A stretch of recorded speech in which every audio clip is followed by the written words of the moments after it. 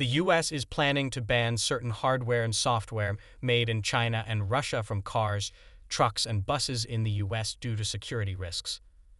Officials said they were worried that the technology in question, used for autonomous driving and to connect cars to other networks, could allow enemies to remotely manipulate cars on American roads.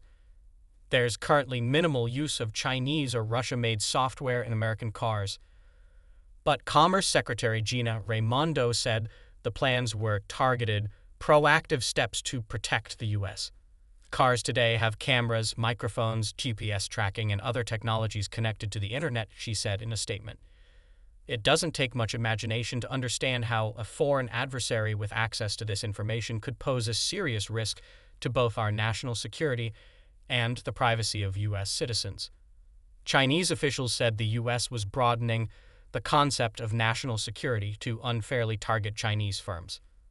China opposes the U.S.'s broadening of the concept of national security and the discriminatory actions taken against Chinese companies and products, said Lin Jian, spokesman for China's foreign ministry, in a statement. We urge the U.S. side to respect market principles and provide an open, fair, transparent, and non-discriminatory business environment for Chinese enterprises. The proposal, which will now enter a comment period, is the latest from the White House aiming to limit China's presence in the car manufacturing supply chain. The White House has also raised tariffs on electric cars, batteries for electric vehicle, and a range of other items. It has separately banned the import of Chinese-made cargo cranes, warning of cybersecurity risk. The U.S. launched an investigation in February examining the cyber risks from so-called connected cars. The prohibitions on software would go into effect with model year 2027, while the hardware rules would be effective 3 years later, giving the industry more time to rework their supply chains.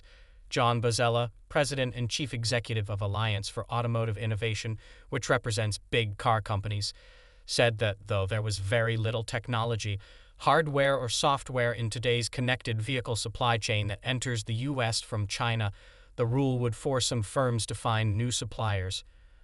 I've said this in other contexts, but it applies here too. You can't just flip a switch and change the world's most complex supply chain overnight, he said. The lead time included in the proposed rule allows some auto manufacturers to make the required transition, but may be too short for others, he said. He said association would continue to share its perspective as the final rules are developed. Thank you for watching. Don't forget to subscribe for more news updates. Hit subscribe for the latest news.